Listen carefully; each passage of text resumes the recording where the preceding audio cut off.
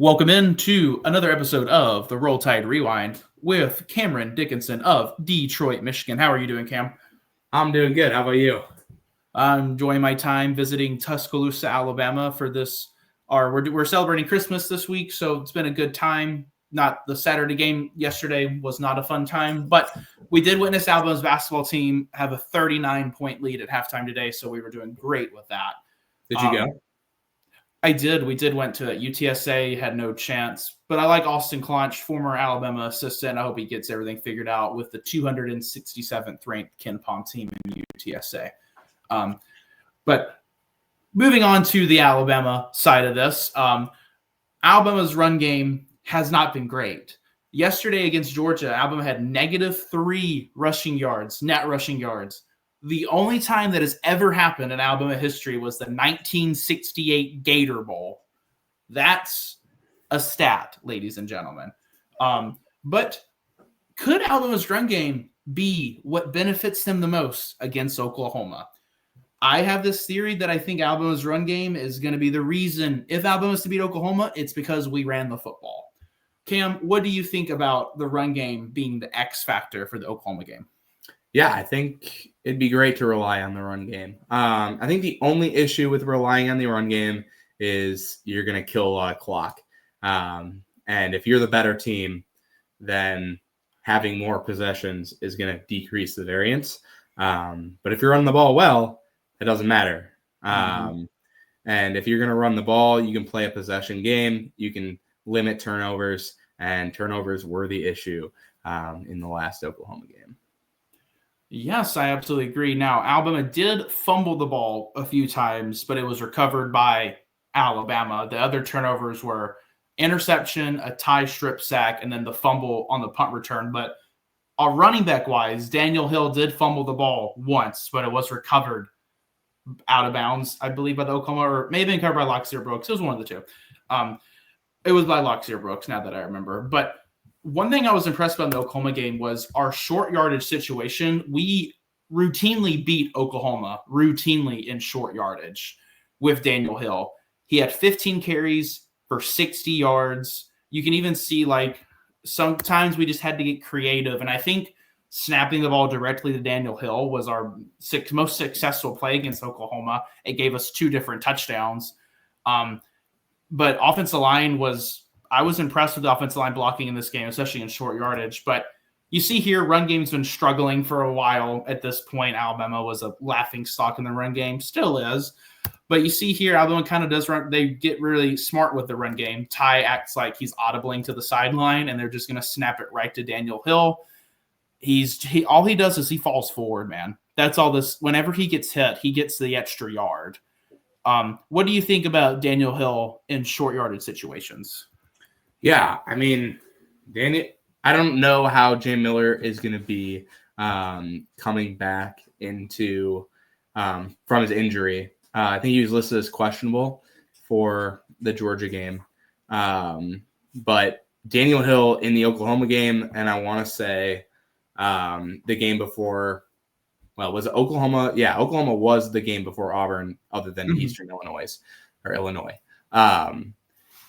Yeah, I think Daniel Hill looked great against Oklahoma, and I feel like I remember just being like, why aren't we playing him more? Why are we relying on Jam in this game? It's clear Daniel Hill is the guy to go to against this Oklahoma defense. I think if he comes out, he plays the way he was playing when we played Oklahoma the first time. He's a big bruiser. He's going to get extra yardage. He's going to fall forward, and he has the ability to make cuts and be elusive when he needs to be. So I think we could and we should rely on Daniel Hill in the run game. Yeah, and even if it's not the most impressive stat line, against Oklahoma, it was 15 carries for 60 yards. Against Auburn, it was 11 for 39. Nothing crazy. But I mean, that we don't need anything crazy. We just kind of need to win the football game. Yep. So we go into these next few runs. This is where I've been most impressed with Daniel Hill, is his ability. Even though he's big, he's explosive. He's not our most explosive back by any means, but with some of these plays, him getting hit by number 99 here, he gets hit right at about the then that's the 35-yard line, and he's going to get tackled at the 30. And that's going to be key in this game. I feel like with these two offenses, how struggling they've been lately, especially Alabama and Oklahoma. Oklahoma had a big struggle against LSU trying to put them away. But you see here with this type of plays like this is it's going to be who wins the running game, I think, is going to win the football game, because Oklahoma struggled running the ball against Alabama, and Alabama the vice versa. But I feel like I was just more impressed with Alabama running the football because this was the best they had ran up to this point, besides maybe the Vanderbilt game. And then you can see here this next play by Daniel Hill. This is the longest rush by an Alabama running back against a Power 4 team. Is that right there? 28 yards. That's crazy to think about because Alabama fans are so used to Derrick Henry and his explosiveness in 2015, where like a 28-yard run was probably his 15th longest run of the year.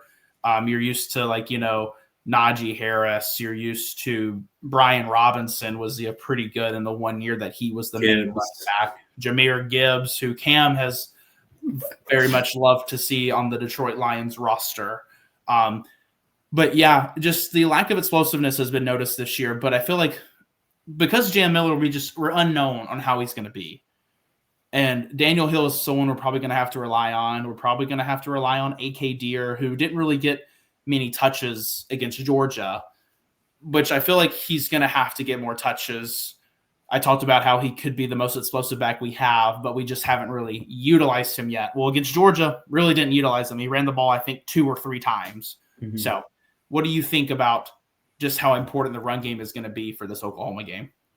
Yeah, I mean, I think it's clear that Daniel Hill was the best runner, like I said, against Oklahoma, and I think we need to rely on it. I think the thing with A.K. Deere is he's young. He's a freshman. I think the story about Derrick Henry, where he came in and he didn't even know how to pass block. I don't know if you've heard the story that Saban told, or I think Henry told about Saban. Just that he went in, got yelled at for missing a pass block in practice, and said to Saban, like, dude, I just ran the ball in high school. I never had to think about pass blocking. They just handed me the ball at every play. I'm sure, given that A.K. Deere was a 5-star, he wasn't really relied on in the pass block game.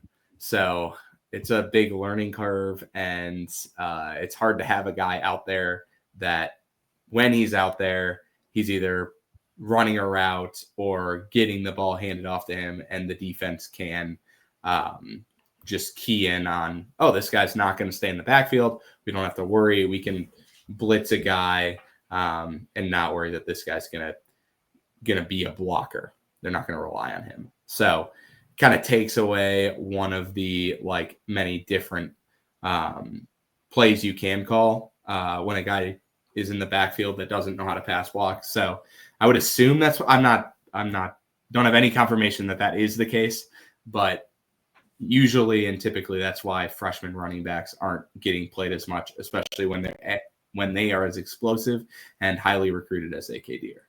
Mm-hmm. Yeah, this probably has a lot to do with it. I just also feel like how the game went in the Georgia game, the Alabama just kind of veered away from running the football, which we weren't running well. We also weren't passing well. So I just didn't really think anything kind of melted well. But I feel like he needs to get more touches. We don't know if he's the potential that he has. But like you said, the pass blocking curve for freshmen is a thing. Derrick Henry ran for, I think in his senior year, he ran for 5,200 rushing yards, which is just an absurd stat to think about. But yeah, he wasn't asked to pass block. If you watch his highlights, he's just getting the ball snapped to him. He's the Wildcat quarterback. Of course, he's not going to know how to pass block. But with A.K. Deere, it's going to have to be touches. We're going to have to give him the ball because Kevin Riley's banged up. Jam Miller's probably going to be banged up for this game. It's going to be tough sledding for the run game, but we have to rely on it, especially because the first game against Oklahoma, I thought Alabama did a pretty good job running the football. The stat line may not show it, but the runs were there. Yeah. And it feels like the game, in our other video, the game plan has to be make Oklahoma beat you. Like Alabama is good enough to play conservative.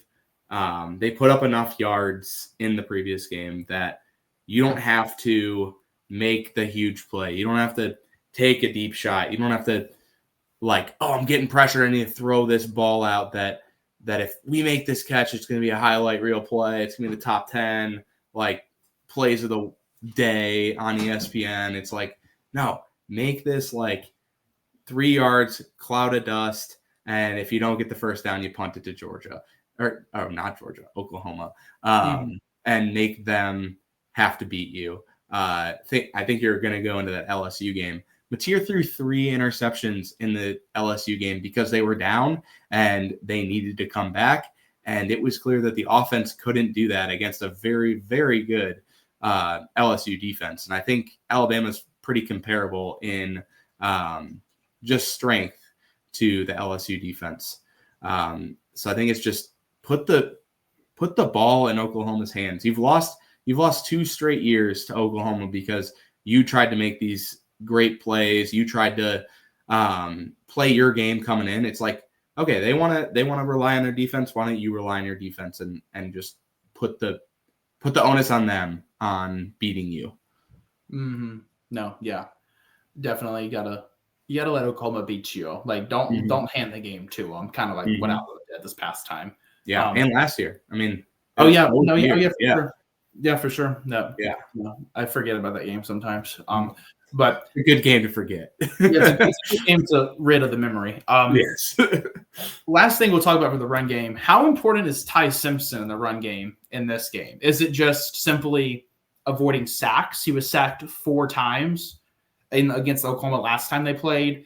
They ran a few read options in the game, and they were very successful, mostly because in both of the plays, I just don't think Oklahoma was expecting it at all. You can see on this play right here, everyone crashes down. Those linebackers move, safety moves, and it's just simple bootleg right out there. Bernard, he's not going to get paid a lot of money in the NFL for blocking, and that shows a lot on this play here. But Ty, because if Bernard makes that block right there, I know he's just running a route. I think he may just be trying to fool the defender here, but that block gets made. Ty has some room to move downfield. I'm not saying he's going to score a touchdown, but he's going to get more than 9 yards. And then there's another play coming up where Ty makes a really good move in the middle of the field on a 2nd and 6. Oklahoma crashes, safety gets lost. Ty is able to get the first down. You'd probably like to see him slide down right there instead of taking another big hit. But how important is Ty in the run game? And what is him being successful in the run game mean? Like I said, is it avoiding sacks? Is it just running for 20 yards? What do you view as successful in this game compared to last time? Yeah, I'm sure you don't know this, but Ty Simpson was a dual threat recruit. He wasn't a pocket passer? No, he's a dual threat. I'm sure that's news to you. They've not mentioned that in one broadcast this year. Yes, but no, it actually felt like Alabama was trying to get Ty Simpson some runs against Georgia in that second rematch or in the rematch. It didn't really work. It did not go well at all, but it did feel like that was part of their game plan and some of the plays they wanted to get on tape, or at least felt would be successful against Georgia. But yeah, I think one, you got to do whatever works. I mean, you got to win this game. Doesn't matter if you win by 1 or win by 1,000. All that matters is winning the game and getting to play Indiana. So if it feels like, wow, we've been running this ball, they're crashing down on this running back. We don't really want to get Ty into open space and get him tackled. But that might be the only route to get a few points. You got to do it. And you got to be willing to run your dual threat quarterback. But if your running game is doing decent and you're able to get a lead early, I would say avoid running him, avoid getting him hit, and save that for the next game if possible. Yeah, because if Alabama is to beat Oklahoma, Indiana's going to be a tough go. Especially Indiana's defense too. Like Ohio State's one of the better offenses in the country, and Indiana held them to 10 points. Like even a part of it was turnovers and missed field goal, but that's impressive. Yeah, I don't know. You're gonna get me talking about the Big Ten, but I think Ohio State was tested probably 3 times this year. Oh no, true. No. You're definitely right. The Big Ten is very top heavy compared to the SEC. Where the SEC, like SEC, got 5 teams into the playoff. Yeah, Big Ten got 3. I watched 2 Michigan games this year, and that was the Ohio State and the Michigan State game. And I watched a lot of Michigan State football, at least in the beginning of the season, and it never felt like Michigan State had that great of a running game. But when they played Michigan, the running game kind of turned on, and it felt like when Ohio State played Michigan, they could rely on the run game.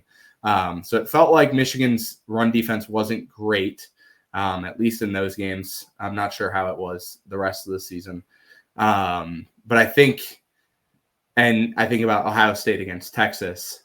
Texas ended up not being the greatest defense. They definitely looked really good in the first 4 or 5 games, but they were giving up a ton of yardage to Mississippi State. Kentucky was gashing them for big yards, and so was Georgia. I'm just not sure is Ohio State's offense really, really, really good, or did they play really, really, really bad defenses, and it made it look really good. So yeah, I don't know. I mean, obviously we're getting ahead of ourselves. We're not playing Indiana yet, but I think it's just, you never know with these cross-conference teams, especially Indiana, who played 3 Group of 5 / FCS teams out of conference. They didn't get tested. Oregon's a question. It'll be interesting. I don't hate the matchup with us against Indiana. Yeah. Well, first, let's hope we get there. Yeah, for sure. For sure. Yeah, you got to win this game first. Got to beat Oklahoma first. We haven't done it yet. We're 0-1 this year, so we got to make it 1-1. Well, thank you guys for watching the video. We just crossed 660 subscribers. We are so close to 1,000. We're getting there. Be sure to, if you like what you see, be sure to like, comment, and subscribe. Really would appreciate it. And until then, guys, hope everybody has a great holiday, Merry Christmas, and I hope everybody has a great rest of their week. Roll Tide. Roll Tide.